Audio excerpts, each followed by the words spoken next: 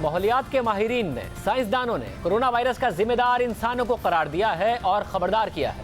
کہ اگر انسان قدرت کے نظام کے ساتھ مزید کھلواڑ کرتے رہیں گے تو کورونا وائرس سے بدتر وباؤں کے لیے تیار ہو جائیں۔ برطانوی اخبار دی گارڈین میں ماہرین نے اپنے خیالات کا اظہار کرتے ہوئے کہا کہ دنیا کو حالیہ جتنی بھی وباؤں کا سامنا کرنا پڑا ہے وہ انسانی کاموں کا نتیجہ ہیں، خاص کر ہمارا عالمی معاشی نظام جو کسی بھی قیمت پر صرف معاشی ترقی چاہتا ہے۔ گارڈین نے ماحولیات سے متعلق ماہرین کی گزشتہ سال کی رپورٹ کا حوالہ دیتے ہوئے لکھا ہے کہ زمین پر جو قدرتی زندگی کا نظام ہے اس کی مسلسل گراوٹ سے انسانی معاشرہ خطرے میں ہے۔ ماہرین کے مطابق جنگلوں کی مسلسل کٹائی، ایگریکلچر، مائننگ اور انفراسٹرکچر کا بے پناہ پھیلاؤ اور انسانوں کی طرف سے وائلڈ لائف کے استحصال نے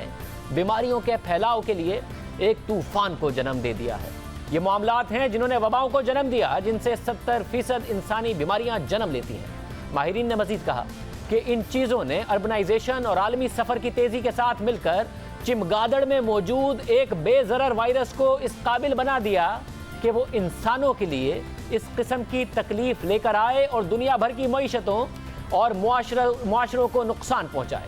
ماہرین نے خبردار کیا کہ کورونا وائرس تو شاید اس تباہی کا آغاز ہے، مستقبل میں وبائیں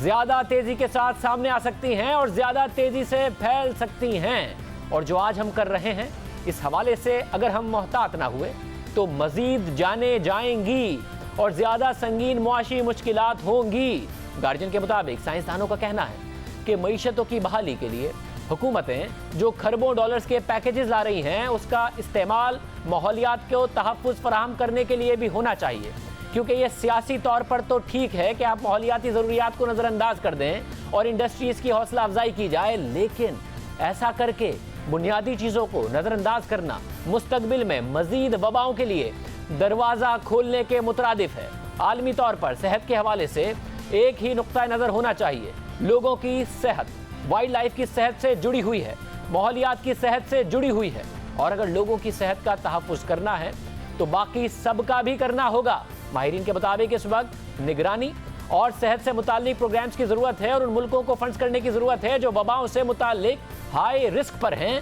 اور ان پروگرامز پر سالانہ طور پر اربوں ڈالرز لاگت آ سکتی ہے، لیکن اگر 100 سال میں بھی ایک وبا آتی ہے تو اس کی قیمت کھربوں ڈالرز میں ادا کرنی پڑتی ہے۔ تو اگر ان پروگرامز پر کام کیا جائے اور ان پر جو بھی لاگت آئے وہ وبا کی صورت میں ادا کی جانے والی قیمت سے کم ہی ہوگی۔ یعنی سائنسدانوں کے مطابق انسانی اعمال ضرور اس کے ذمہ دار ہیں، مگر وہ دوسری صورتوں میں ہیں، وہ معاشی ترقی کی صورت میں جو قدرت ہے، جو فطرت ہے، جو نیچر ہے، اس کو اگنور کرنے کی وجہ سے۔ اللہ حافظ۔